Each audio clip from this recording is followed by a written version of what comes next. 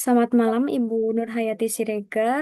Perkenalkan kami dari kelompok AK2 kelas Ibu Akuntansi Keuangan 2 kelas 402 akan mempresentasikan hasil analisis kami terhadap laporan keuangan PT Forecopi Indonesia Tbk, perusahaan yang kita kenal lewat brand Forecofi.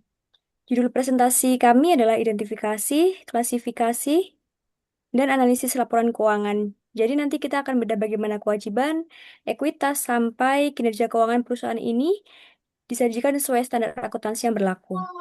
Next.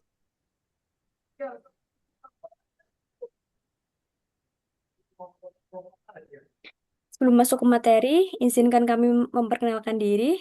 Kami adalah kelompok akuntansi keuangan 2, beranggotakan saya sendiri, Afriana Agustin, Arista Dulistari, Putri Listari, Abdul Salam, Nabila Nurul, Muhammad Fatoni, dan Anam Rizky Alfi. Kami bekerja sama menyusun analisis ini dari data laporan keuangan resmi PT Forecopi Indonesia Tbk tahun 2025 dan 2024. Next. Masuk pembahasan pertama, yaitu identifikasi dan klasifikasi kewajiban jangka pendek. Dari laporan keuangan, kami menemukan total liabilitas jangka pendek Forecofi di tahun 2025 mencapai sekitar 360,4 miliar. Ini naik cukup signifikan sebesar 31,9% atau setara 87 miliar dibanding tahun 2024. Pos-posnya sendiri terdiri dari 10 item, mulai dari utang usaha ke pihak berelasi dan pihak ketiga, utang lain-lain, liabilitas yang masih harus dibayar, utang pajak, liabilitas kontrak dari poin loyalitas pelanggan, sampai bagian jangka panjang yang jatuh tempo dalam 1 tahun, baik itu pinjaman bank maupun liabilitas sewa. Kenaikan ini sejalan dengan ekspansi gerai yang cukup masif, karena bisnis retail food and beverage wajar kalau utang usaha ke pemasok dan kewajiban sewa toko jadi pos yang besar. Next slide. Nah, dari 10 pos tadi, kami kelompokkan lagi menjadi 6 kategori berdasarkan sifat kewajibannya.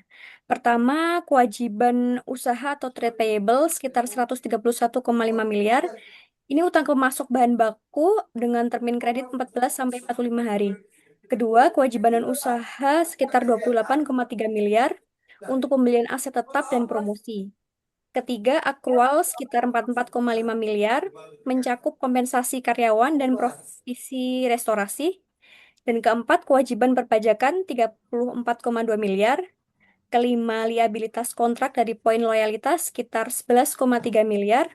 Dan keenam, bagian jatuh tempo dalam 1 tahun sebesar 110,5 miliar yang mencakup pinjaman bank syariah dan liabilitas sewa sesuai PSAK 116. Yang menarik ini yaitu 2 pos saja, utang usaha dan liabilitas sewa jatuh tempo itu sudah menyumbang lebih dari 64% total liabilitas jangka pendek. Ini menggambarkan skala operasional Forecofi yang sudah mencapai 316 kedai kopi dan 2 gerai donat di Indonesia, ditambah 4 kedai di Singapura. Next slide akan disampaikan oleh teman saya. Oke, selanjutnya adalah terkait pengungkapan provisi dan liabilitas kontingensi. Untuk kriteria pengakuan provisi ini ada 3. Yang pertama adalah kewajiban kini, yang kedua arus keluar sumber daya, dan yang ketiga adalah estimasi andal. Next.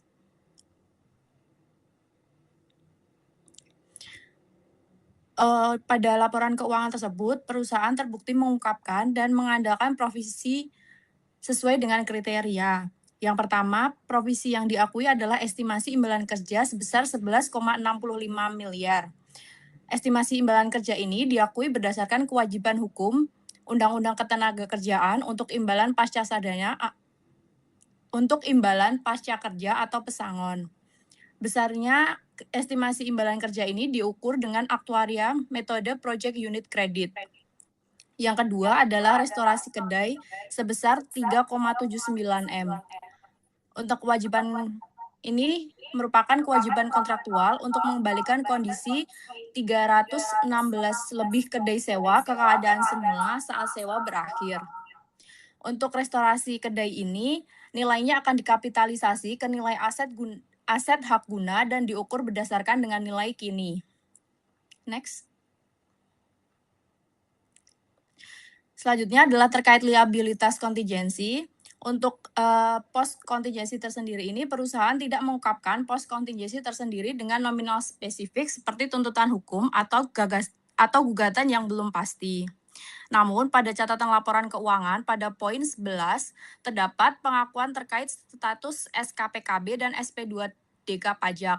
Namun, pengungkapan SKPKB dan SP2DK untuk beberapa tahun pajak ini bukan merupakan liabilitas kontingensi karena kekurangan bayar pajak tersebut sudah dinilai dan sudah dilunasi. Juga sudah dibebankan pada laba rugi tahun berjalan sehingga bukan merupakan kewajiban yang tidak pasti.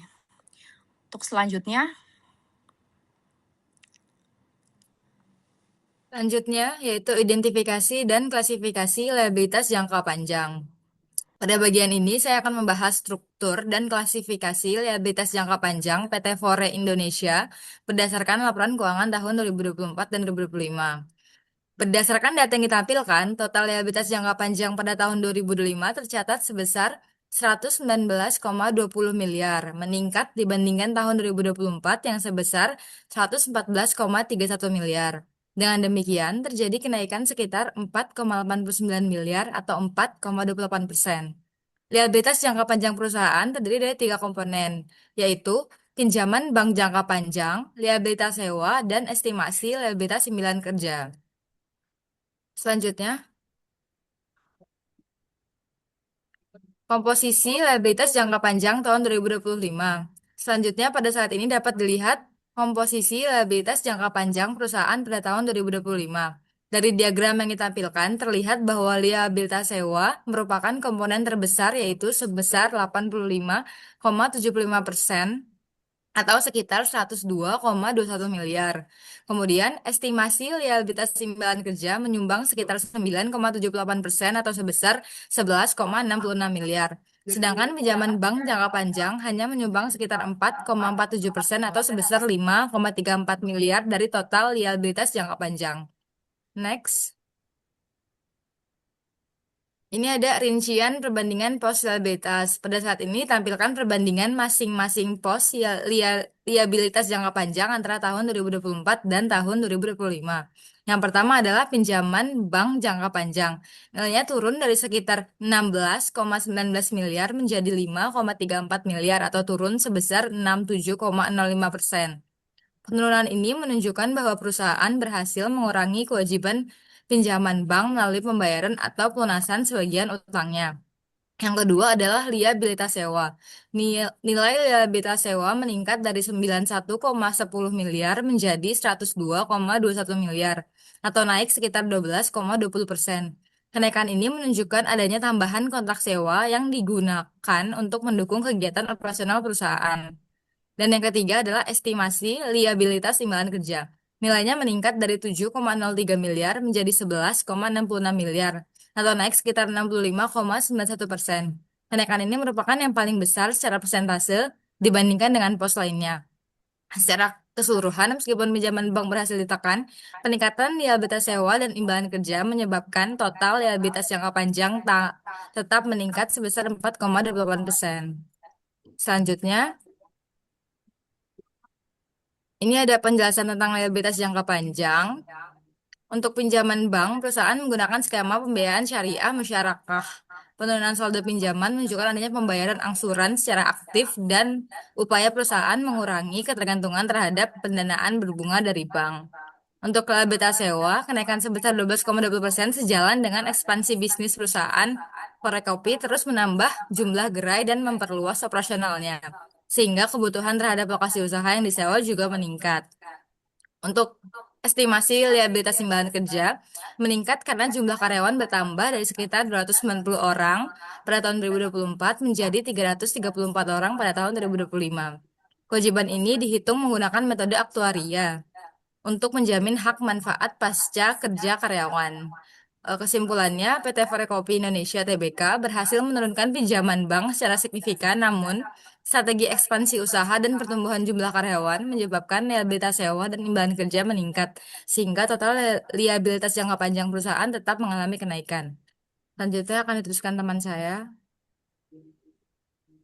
Selanjutnya saya akan menjelaskan perbandingan komponen ekuitas dan kebijakan dividen. Pada komponen ekuitas, neto terjadi pertumbuhan 168,9%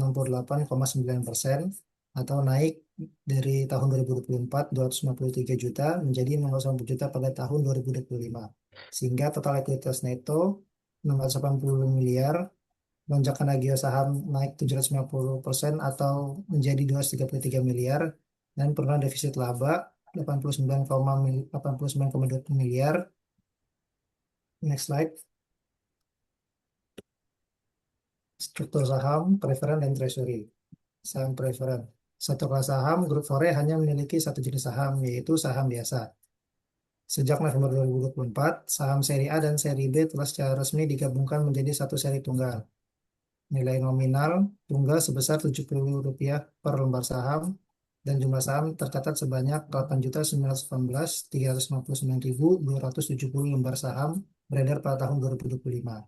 Sedangkan untuk saham treasury, tidak ada pos saham treasury atau bebek yang diungkapkan dalam laporan keuangan perseroan. Modal utuh, seluruh saham terserap oleh modal tanpa adanya pembelian kembali oleh entitas induk, menunjukkan tidak adanya retracement modal saham dan memperjelas pembagian hak suara secara proporsional, serta jumlah saham beredar efektif mencerminkan kapitalisasi modal terbuka pasca IPO. Next slide. Analisis tambahan modal disetor. Agio hasil IPO saham, selisih lebih harga penawaran IPO atas nominal saham yaitu 221 miliar, selisih kurs modal disetor sebesar 34,64 miliar, biaya emisi saham minus 16,24 miliar, hingga nilai kombinasi bisnis sebesar 7,23 miliar. Next slide. Dividen dan kesimpulan. Kebijakan dividen tahun 2025. Berdasarkan RUU PST 26 Juni tahun 2025, seluruh laba tahun 2024 ditetapkan sebagai laba ditahan. Perusahaan tidak membagikan dividen tunai. Keharusan yuridis Undang-Undang Perseroan Terbatas. Berdasarkan Undang-Undang Perseroan Terbatas, pembagian dividen hanya dapat dilakukan jika posisi saldo laba bernilai positif. Fore masih mencatat akumulasi rugi sebesar 177,8 miliar. Selanjutnya akan dijelaskan oleh teman saya. Selanjutnya, saya akan mempresentasikan hasil analisis laporan keuangan PT Fore Kopi Indonesia, khususnya untuk mengenai rasio kualitas dan solvabilitas untuk tahun 2024 dan 2025. Dalam analisis ini, terdapat 3 rasio yang digunakan, yaitu current ratio, quick ratio, dan debt to equity ratio. Data yang digunakan berasal dari laporan posisi keuangan konsolidasian per 31 Desember 2025 dan 2024, sebagaimana berikut. Next.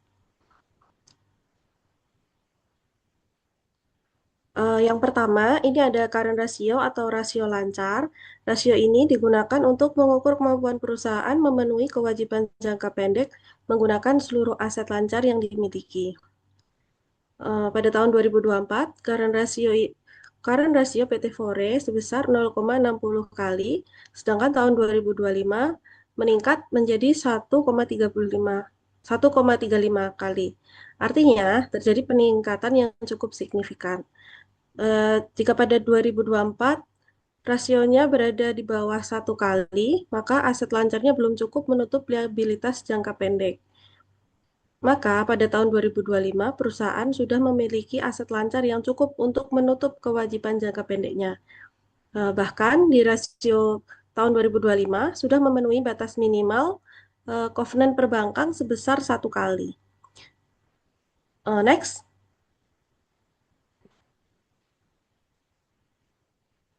Selanjutnya ada quick ratio. Rasio ini mengukur kemampuan membayar kewajiban jangka pendek dengan aset paling liquid, tanpa mengandalkan penjualan persediaan.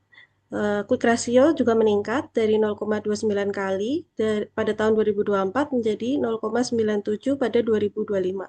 Jadi, likuiditas perusahaan juga mengalami peningkatan yang cukup besar. Tapi, karena nilainya masih sedikit, di bawah 1 kali, perusahaan tetap perlu menjaga likuiditas dan masih memiliki ketergantungan tertentu terhadap persediaan. Next. Selanjutnya yang ketiga ada debt to equity ratio. Rasio ini menunjukkan seberapa besar perusahaan menggunakan utang dibandingkan dengan modal atau ekuitas. Pada tahun 2024 berada di angka 1,53 kali, kemudian turun menjadi 0,70 kali pada tahun 2025. Penurunan ini menunjukkan bahwa struktur permodalan perusahaan menjadi lebih sehat karena proporsi pendanaan dari ekuitas jadi lebih besar dibandingkan utang. Salah satu faktor utamanya adalah karena adanya tambahan ekuitas dari pelaksanaan IPO pada April 2025. Selanjutnya,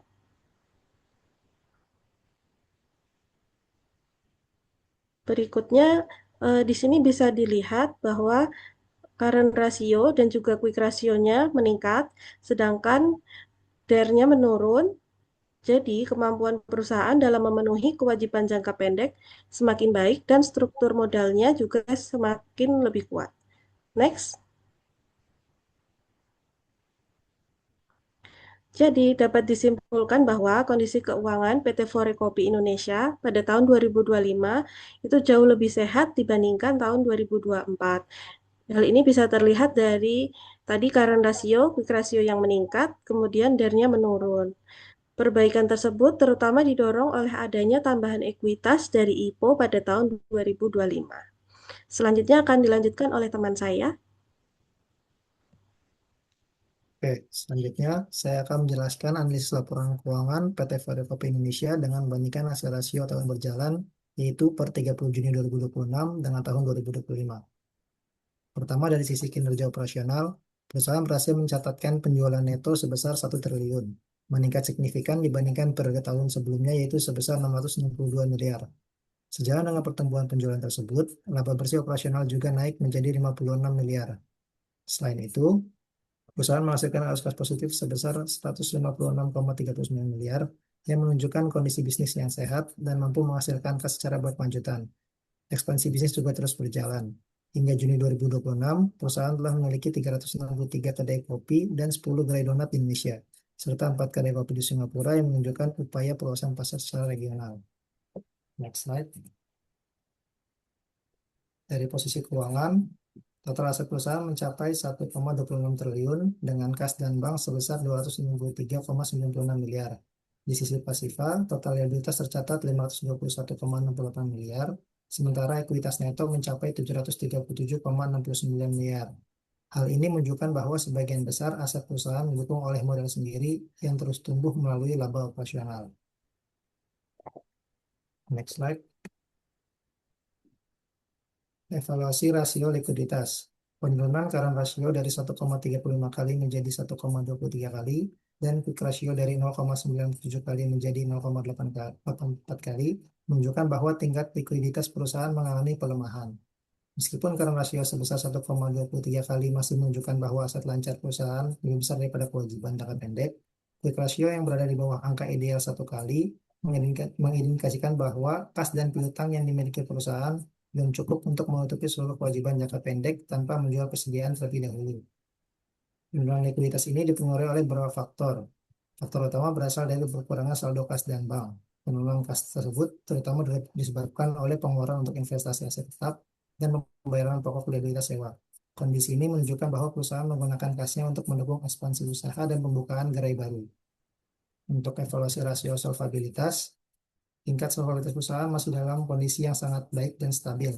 Hal ini terlihat dari debt to equity ratio yang mengalami kenaikan tipis dari 0,7 kali menjadi 0,71 kali.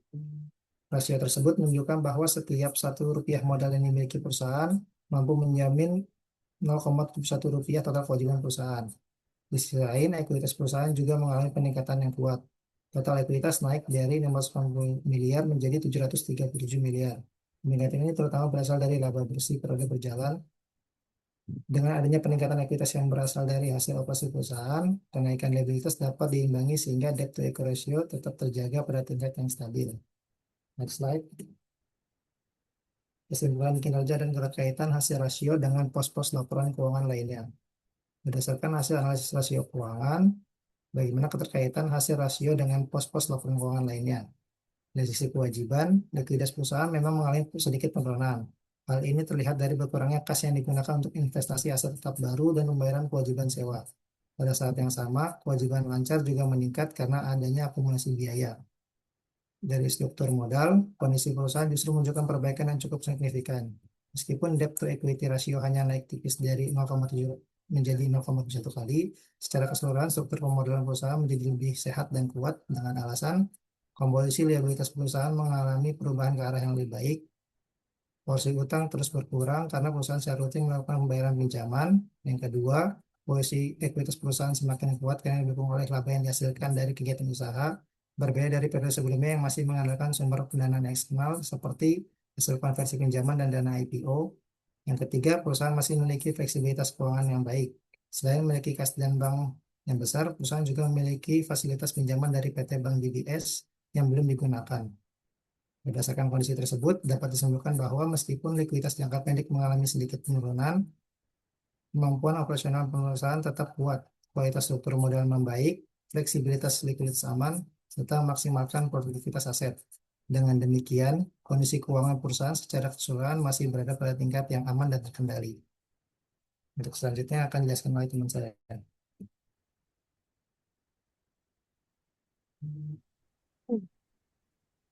Baik, selanjutnya saya akan memaparkan hasil evaluasi kesesuaian standar akuntansi keuangan atau SAK atas laporan keuangan konsolidasi tahun 2025. Secara ringkas, seluruh pos utama telah disajikan dan diungkapkan secara patuh sesuai dengan prinsip pengakuan dan pengakuan SAK. Secara umum, laporan keuangan konsolidasi telah disusun secara konsisten mengacu pada kerangka SAK di Indonesia. Setiap transaksi dicatat dengan mengutamakan kepatuhan dan transparansi penuh untuk memberikan gambaran posisi keuangan yang akurat. Next.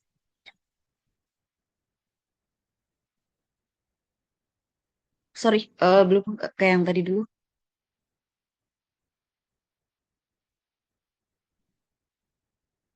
Oke, untuk pos kas dan setara kas, pengukuran dilakukan sebesar nilai nominal. Kas bebas disajikan pada aset lancar, sedangkan kas dan deposito sebesar 17,75 miliar rupiah yang dijaminkan atas pinjaman musyarakah Bank Maybank telah dipisahkan secara tepat ke aset tidak lancar. Pemisahan ini sudah sesuai dengan PSAK 201. Masuk ke persediaan, pengukuran memakai prinsip nilai terendah antara biaya perolehan dan nilai realisasi neto dengan metode rata-rata tertimbang. Penyisian persediaan usang telah dibentuk sebesar 192,55 miliar, 192,55 juta rupiah, serta rincian beban pokok dan asuransi disajikan transparan sesuai PSAK 214. Selanjutnya, baik, untuk selanjutnya di pos sewa merupakan hal audit utama karena nilainya sangat material. Aset hak guna tercatat sebesar 320,26 miliar rupiah atau 27,61% dari total aset. Sementara liabilitas sewa sebesar 201,89 miliar rupiah. Pengukuran nilai kini dan rincian mutasi telah diungkapkan lengkap pada catatan 9 sesuai PSAK 116. Kemudian pada aset tetap, perusahaan menerapkan model biaya dengan penyusutan garis lurus masa manfaat 4 hingga 8 tahun. Aset dalam penyelesaian gerai baru belum disusutkan hingga siap pakai. Rugi pelepasan aset sebesar 944,22 juta rupiah disajikan di laporan laba rugi sesuai PSAK 216. Kemudian untuk kombinasi bisnis, akuisisi Forex Office Singapura oleh Fore International dikategorikan sebagai transaksi entitas sepengendali. Sesuai PSAK 338, digunakan metode pooling of interest, di mana selisih nilai perolehan dan aset neto sebesar 7,22 miliar rupiah dicatat pada ekuitas sebagai tambahan modal disetor. Next.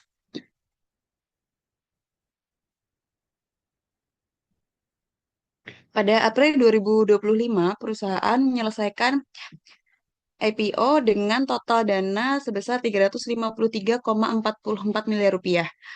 Modal nominal saham diakui 131,60 miliar rupiah, agio saham sebesar 221,84 miliar rupiah, dan biaya emisi saham sebesar 16,24 miliar rupiah langsung dikurangkan dari tambahan modal disetor sesuai PSAK 101 dan 332.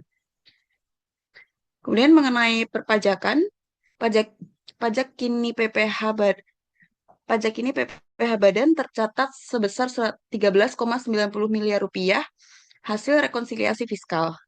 Pajak tangguhan diperhitungkan dari perbedaan temporer ROU dan sewa. Seluruh rekonsiliasi fiskal dan status ketetapan pajak diungkapkan terbuka sesuai PSAK 112.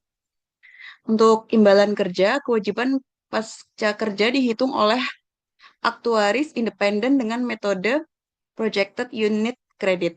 Kerugian aktuarial sebesar 1,19 miliar rupiah diakui pada penghasilan komprehensif lain atau OCI tanpa diderivasi ke laba rugi memenuhi PSAK 219. Next.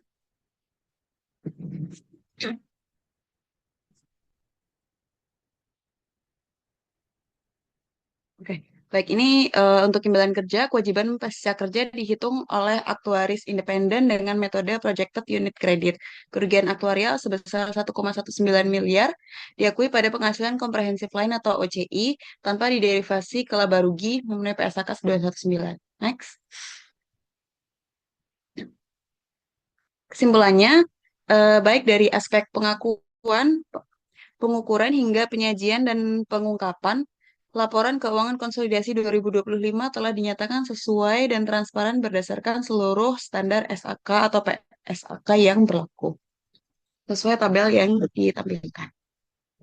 Next. Baik, sekian presentasi dari kelompok kami. Mohon maaf apabila banyak kekurangan dan kesalahan. Terima kasih atas perhatian Ibu. Kami sekian. Terima kasih. Assalamualaikum warahmatullahi wabarakatuh.